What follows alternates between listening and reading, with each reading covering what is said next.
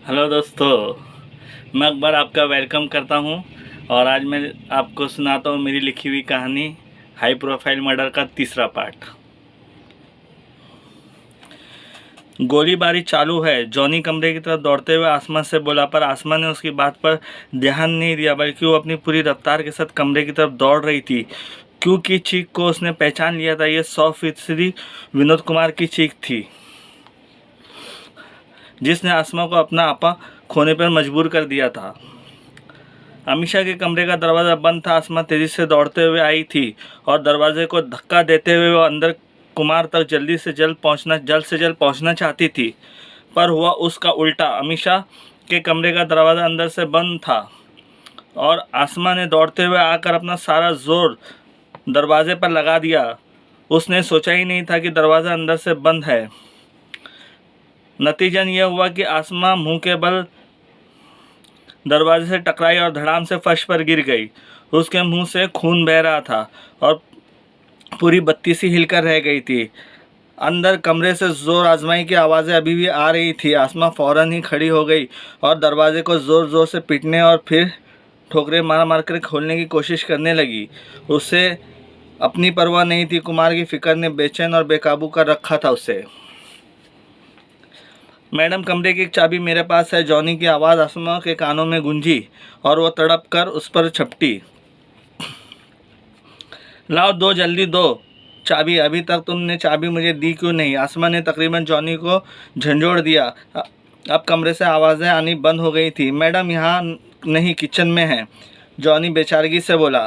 तब फिर तुम यहाँ क्यों खड़े हो? जल्दी करो, जाओ जल्दी चाबी लेकर आओ। आसमा दीवानों की तरह कहे जा रही थी और जॉनी ने अपने आप को आसमा की गिरफ्त से छुड़वाता हुआ नीचे दौड़ पड़ा चाबी के लिए। और आसमा ने फिर अपने कंधे के जोरदार धक्कों से दरवाजे को खोलने की कोशिश शुरू कर दी। अचानक अंदर से दरवाज़ा खुला। क्योंकि आसमा ने दरवाजे को अपने कंधे के धक्के से खोलने की कोशिश की थी, सो वह धड़ाम से किसी पर अंदर की तरफ गिरते हुए उसने देख लिया था कि वो किस पर गिर रही है। वो कुमार था और जख्मी भी, पूरी तरह से लहूलुहान। कुमार नीचे था और आसमा उसके ऊपर थी।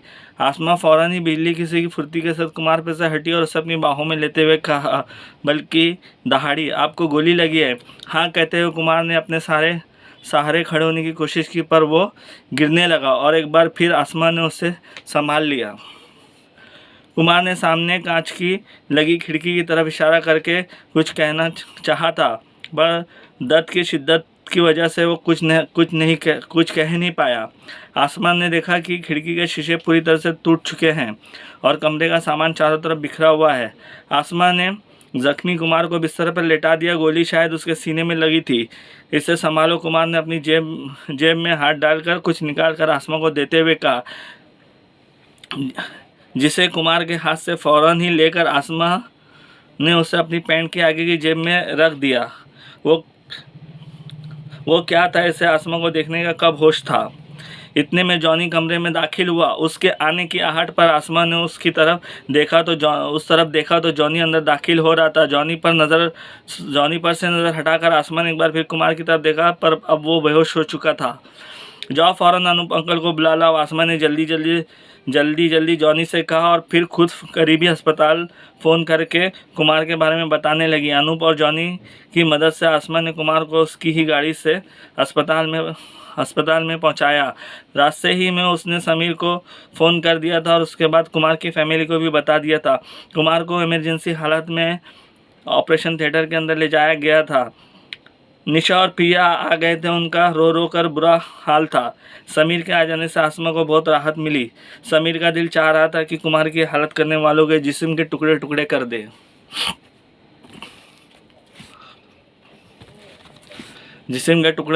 दे। सारी दुनिया को आग लगा दे। उसे फिर आसमा ने ही संभाला और आक्रोश को दबा कर रखने के लिए कहा। फिर इन दोनों ने मिलकर निशा और प्रिया को संभालने की कोशिश की, पर उनको संभालना बहुत मुश्किल था।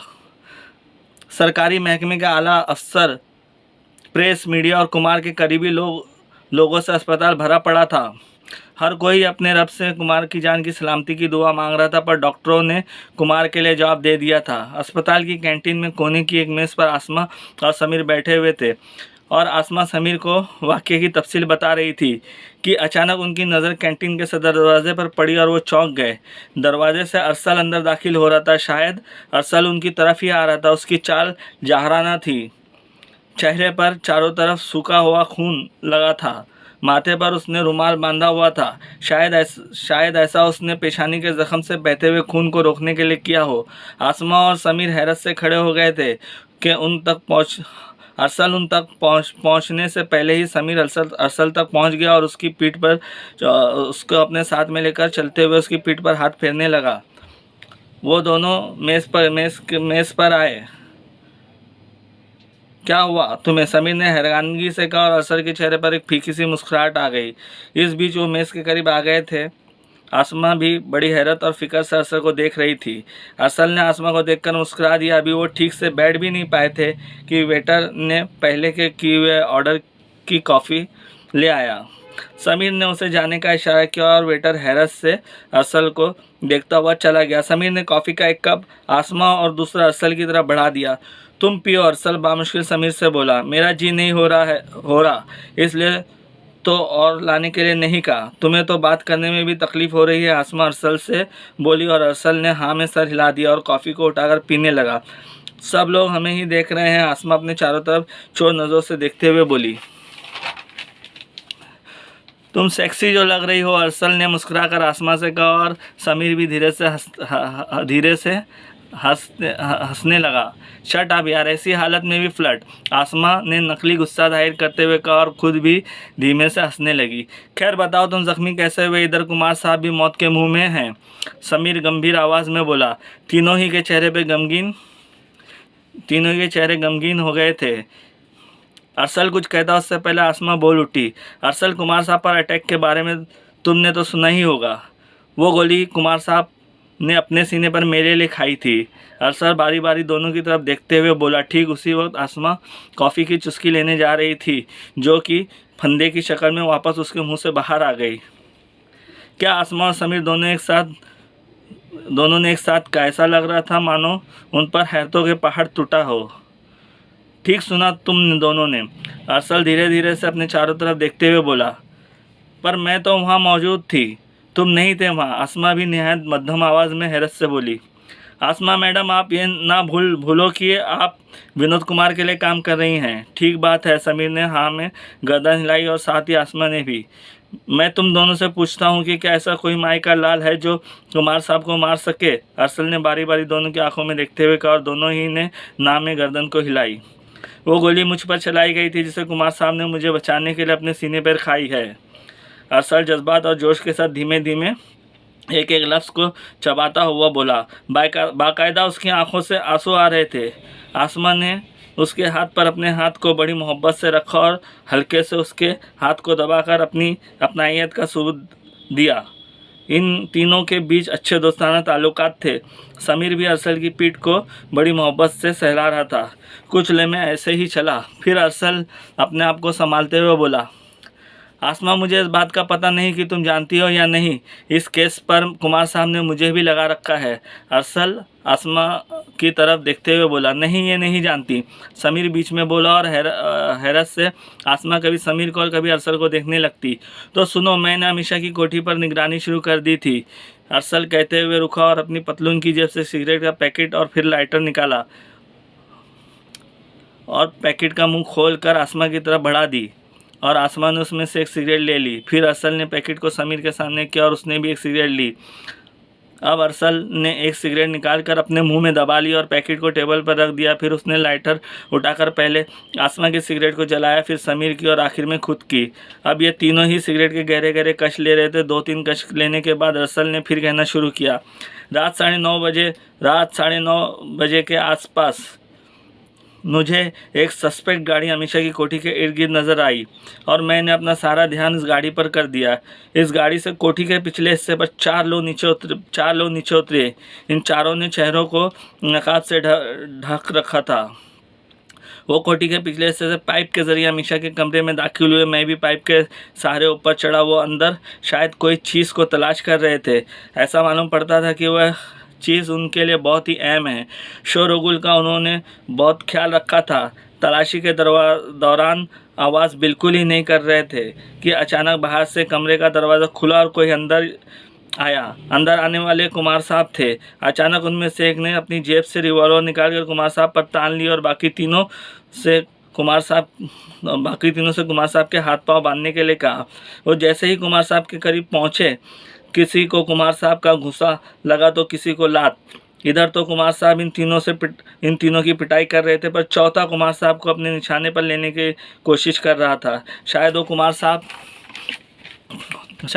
साहब को शूट करना चाहता था। बस फिर क्या था, मैंने उस रिवॉल्वर वाले पे छलांग लगा दी, जो बस कुमार साहब पर फायर करने वाला था, बल्कि उसने फायर किया भी। मैं ठीक वक्त पर उस पर कूदा था, जिसकी वजह से उसका निशाना खता हो गया। अब मैं उससे गुत्ता हुआ था और कुमार साहब उन तीनों से। मैंने रिवॉल्वर वाले के हाथ से रिवॉल्वर गिरा दी। शायद वो किसी मेज़ के नीचे चली गई थी। फिर मैंने उसे ज़मीन पर पछाड़ा और कुमार साहब की मदद को पहुंचा। पता नहीं कैसे इतनी जल्दी रिवॉल्वर वाले ने मेज़ के नीचे से अपनी रिवॉल्वर निकाल ली थी। कुमार साहब ने चिल्लाकर मुझे संभलने के लिए कहा। मैं कुछ समझ पाता उससे पहले रिवॉल्वर वाले ने मुझ पर फायर कर दिया, जिसे बीच में आकर कुमार साहब ने मेरी खातिर वो गोली अपने सीने पर ले ली। कुमार साहब को गोली लगते ही वो दूसरा फायर भी कुमार साहब पर करना चाहता था, पर कुमार साहब ने उस पर छलांग लगा दी। वो एक दूसरे से गुत्थे हुए थे और मैं इन तीनों से दबता रिवॉल्वर वाला जख्मी कुमार साहब की गिरफ्त से निकला और उस बालकनी से नीचे छलांग लगा दी। जख्मी कुमार साहब फर्श पर गिरे हुए थे। अपने साथी को भागता देख वो तीनों भी भागने लगे। अब या तो मैं उनको पकड़ता या फिर कुमार साहब को अस्पताल ले जाता, और इसमें मैंने कुमार साहब को चुना। मैं दौड़कर कुमार साहब के पास पहुंचा और उनको उठाकर अस्पताल लेकर जाना चाहता था। इसी बीच वो तीनों भी बालकनी से कूदकर फरार हो चुके थे, पर कुमार साहब ने मुझे मजबूर किया कि मैं उनका पीछा करूं, उनको पकड़ूं, और मुझे मजबूरन कुमार साहब को उस हाल में छोड़कर उनके पीछे जाना पड़ा। तो क्या तुमने उनका पता लगा लिया? समीर बेसब्री से बोला। नहीं, अरसल मायूसी से बोला। तो वो तुम्हें चकमा देने में कामयाब हो गया? आसमा मायूसी से बोली। अरसल ने हाँ में सर हिला दिया। तुम मुझे एक बात बताओ अरसल, जब तुम जानते थे कि कुमार साहब जख्मी है, तो फिर तुमने उनके लिए कोई एहतियाती तदबीर क्यों नहीं की? समीर बेचैनी से बोला, और आसमा की आंखों में भी यही सवाल था। जब मैंने अपनी मोटरसाइकिल निकाली और उनकी गाड़ी का पीछा करने लगा, तो कोठी के मेन डोर के बाहर मैंने अनूप जी को देख लिया था, जिससे मेरी समझ में आ गया था कि कुमार साहब के साथ और लोग भी हैं और वो उनको अस्पताल पहुंचा देंगे। मैं तो उन लोगों को पकड़कर गोली मार देना चाहता था, जैसे कि उन्होंने कुमार साहब को मारी। अरसल तैश में बोला। हाँ अरसल, कुमार साहब पर गोली चलाने वाले को मैं जिंदा नहीं छोड़ूंगा। समीर गुस्से से कांपता हुआ बोला। मैं भी उसे जान से मार दूंगा। अरसल भी गुर्राया। उसकी आंखें खौफनाक हो गई थीं। उसकी जान तो मैं लेकर ही रहूँगी, आसमा ने किसी कदर बिफरी हुई शेरनी की तरह कहा। दोस्तों, यहाँ मेरा तीसरा पार्ट ख़त्म होता है। ये मेरी लिखी हुई कहानी है, हाई प्रोफाइल मर्डर। उम्मीद करता हूँ आप लोगों को पसंद आई होगी, पसंद आए। आगे मिलते हैं 4th पार्ट में।